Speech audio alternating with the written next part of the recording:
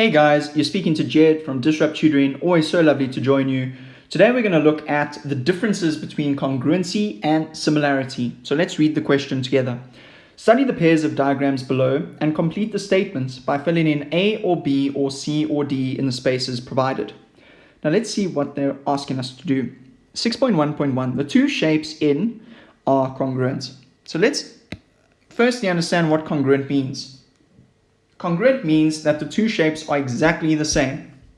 That means the angles are the same and the lengths of the lines are the same. And if we quickly go through this, we can see in A that the two triangles are different sizes, the same thing in B, the same thing in C.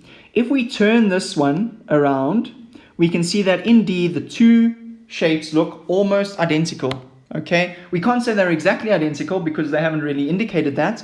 But if we compare them to all of the other shapes, we can see that these two are probably the ones that are congruent. And therefore, the two shapes in D are congruent. Moving on to the second thing, the two shapes in are similar. What do we look for when we look at similar?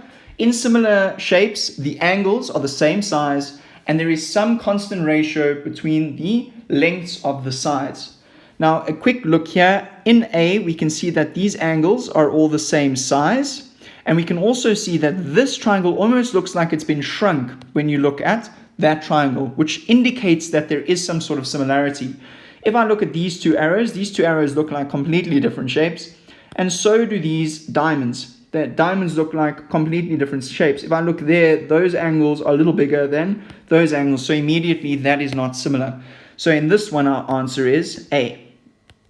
Right, guys, I hope that gives you a better understanding of what congruent and similar shapes are. Before I go, thank you so much to our sponsors for making these videos possible. Find out more about them in the description below. If you're keen on more educational videos, head over to our website. If we haven't answered your question yet, be sure to send it to us and we will respond with a personalized video. Until the next time, guys, stay epic.